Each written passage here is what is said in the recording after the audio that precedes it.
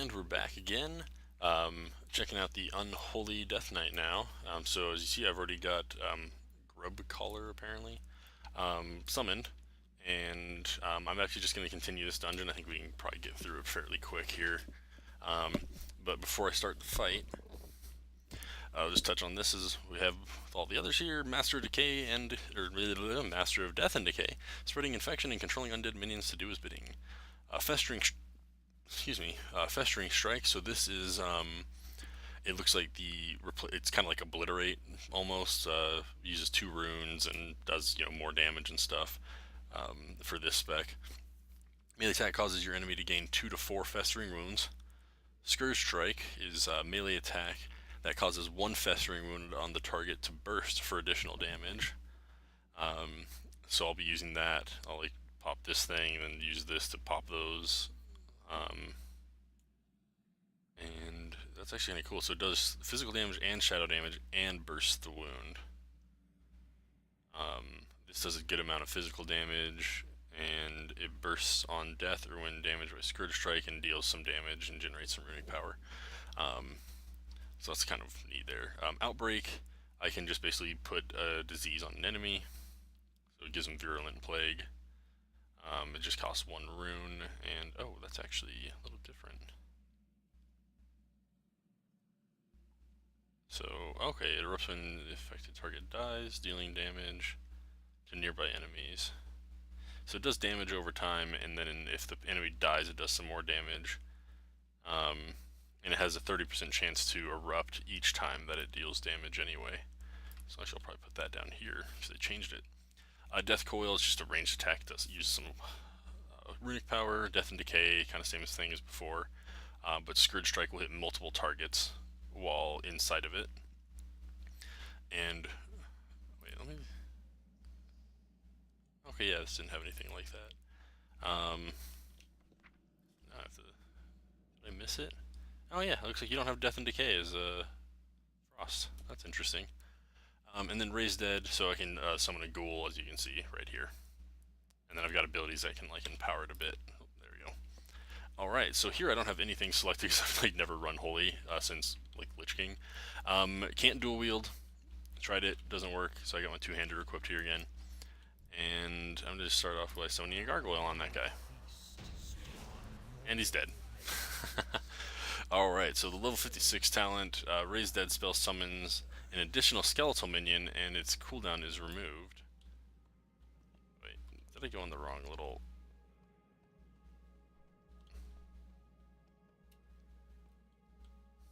The heck?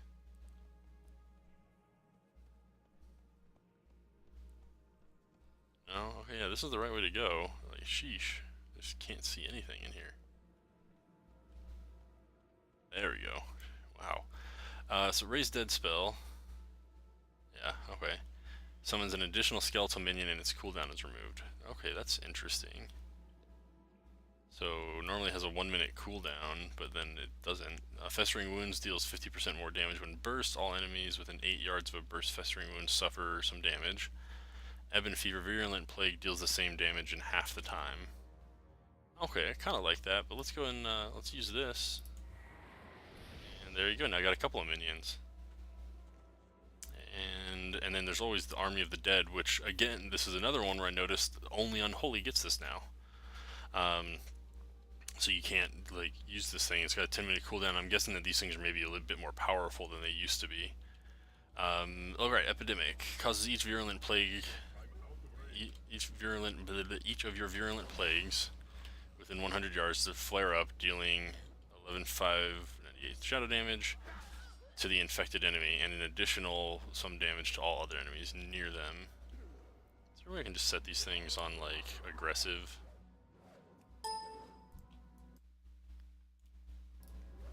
Alright. Sorry about that weird little noise there.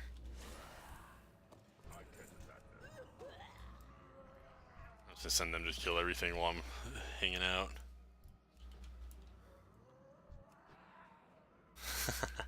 Okay, so, and then Virulent Plague is the one that Outbreak causes. Yeah. Okay. And nearby enemies to be infected. Okay, yeah, so it just affects everything nearby. Pestilent pustules. For every festering wounds you burst, I gain a rune. That's kind of interesting, actually, because... So basically, I can just use this for free if I have a bunch of festering wounds up. Too bad everything dies too fast. But I just didn't want to be, like, actually struggling here. Alright. Blighted Rune Weapon. Your next 4 auto attacks infect your target with 2 festering wounds. Okay, cool. So auto attacks infect as well. I think I actually really like that. But I really like this one too because I can just basically use it for free. Oh no, it's every 6 festering wounds. I missed that. Okay, so I have to use it a few times and then I'll get that benefit. Hang on a second.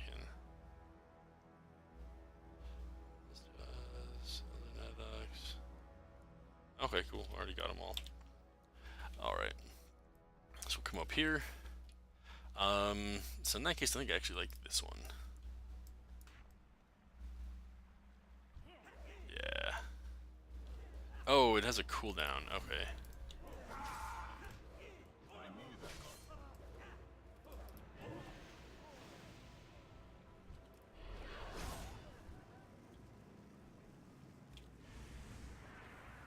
See if those guys will come over here. Yeah, that's right.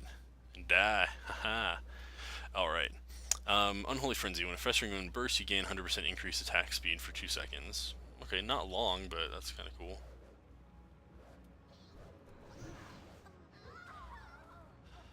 Each festering strike, critical strike, applies 2 additional festering wounds. Okay, so basically if it crits, then it does 4 to 6 stacks. Not bad. And that's passive. I like passive things. So I think maybe actually I would go with this just because. I don't know how quickly you have to apply it all though. Clawing Shadows deals some damage and causes a festering wound to burst. Oh, it replaces Scourge Strike, so... Okay, so it doesn't... So instead of the physical and shadow damage, it's just all shadow damage. Okay. Okay, 30-yard range, whereas this is melee range too, so that's another difference. I think I actually like that though. Castigator, get extra stacks of the nastiness going. Let's see, Sludge Belcher, Raise Dead now summons an abomination instead of a ghoul with improved innate abilities. 68 is kind of like a little bit of a stun. Debilitating Infestation Outbreak reduces the movement speed of all affected enemies. Okay, for just a few seconds. Touching the throat with dark energy and stunning them for 5 seconds. Yeah, so it's just like it's kind of like an interrupt stun. I think I actually like this. So let's go and let's raise another one. So we got a tiny little abomination named Stitchrot.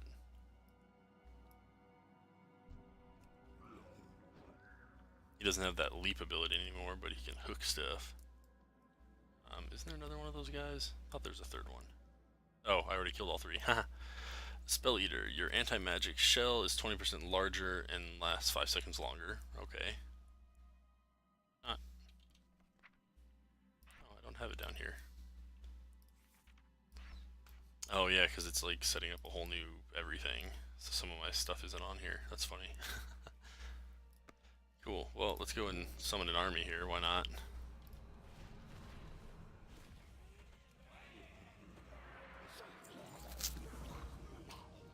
And he did.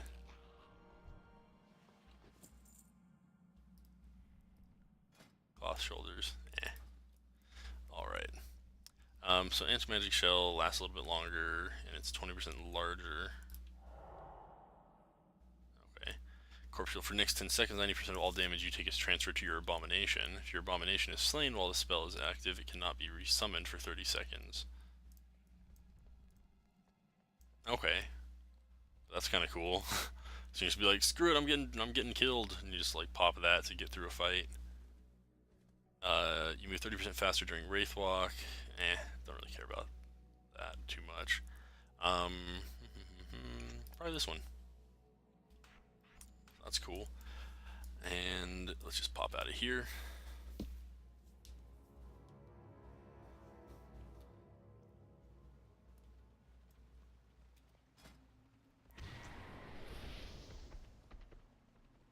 Is this the way? I think this is the way out. Shadow Infusion. Well, your Abomination is not transformed. Oh yeah, because I have... Where did it put that? Dark Transformation. So I can basically make it all big and gross. For a little bit.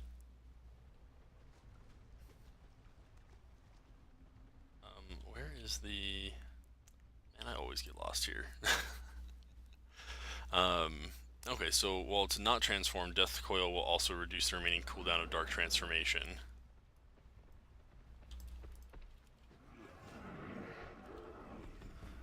Alright, Necrosis. Dealing damage with Death Coil causes your next Scourge Strike to deal more damage. That's that one, okay. Infected Claws. Your Abomination's Cleaver attack has a 30-35% chance to cause a festering wound on the target. Now I'm guessing if I didn't have this, these abilities would be slightly different. So it'd be like the Ghoul's ability, something or other, would cause festering wound. That's my best guess there. I'd have to get back to a city to confirm some of that so I could change this around. But let's see. Death Coil causes next Scourge Strike to do more damage. That reduces the cooldown on transform. So basically, while it's not transformed, Death Coil makes it so I can transform it again faster. Like I said before, I'm a fan of passive stuff a lot. These are all passives now that I say that, but I like this one, just a flat damage increase. This would actually probably be another good one, but alright. And then Dark Arbiter, so the summon gargoyle thing, bards a target for 40 seconds, summons a Valkyr to attack the target for 15 seconds, so it's not quite as long, but it gains 1% increased damage for every 1 runic power I spend. So if I get my runic power built up and then pop this, I can then chuck Death Coil out there and like Death Strike and burn through the stuff real fast. Defile replaces Death and Decay. Defiles the ground targeted by the Death Knight for 10 seconds. Whereas this is... Okay, that's 10 seconds as well. Every 1 second, if there are any enemies standing in Defile, it deals damage to them and grows in radius, and increases my mastery by 20... Okay, and that stacks 10 times. While I remain within the Defile, Scourge Strike will hit all enemies near the target. Okay, so that's the same. So it just stacks up to 10. So I just get Mastery, which Mastery in this one increases Shadow damage. And then last but not least, Soul Reaper. Strike an enemy's soul for a bunch of shadow damage, afflicting them with Soul Reaper. Bursting a festering wound on an enemy afflicted by Soul Reaper grants 7% haste for 15 seconds, stacking up to 3 times. That's actually kind of cool. So let's see. So that would be a make sure they have wounds, burst it, or pop this, and then burst the wounds, and I get a bunch of haste. Huh, I kind of like that. I also like this, though. We're going to go with Defile. Alright, so that is the Death Knight. So wrapping up Holy there, wrapping up the Death Knight in general. And let me just make sure, okay, cool, I'm not going to run into anything. Okay, so as always, hope you enjoyed the videos here. Checking out the new stuff with the talents in the upcoming expansion. Stuff's up on the PTR now, and it'll probably be dropping soon. Like I said, I think all the rumors are decently founded, so I think I'm just gonna turn just to be safe. So I think probably within a week or so from when this goes up. It's nothing official. Blizzard hasn't given me any info on that, but I think that the rumors that have been going around are legitimate from what I can tell. So I hope you all have a great rest of your day there. If you do like the video, don't forget to take that like button, and don't forget to take that subscribe button as well to get updates when new content drops on the channel. And do remember that there is no IRL, just AFKs, and we'll see you next time that Amo plays World of Warcraft. Peace out.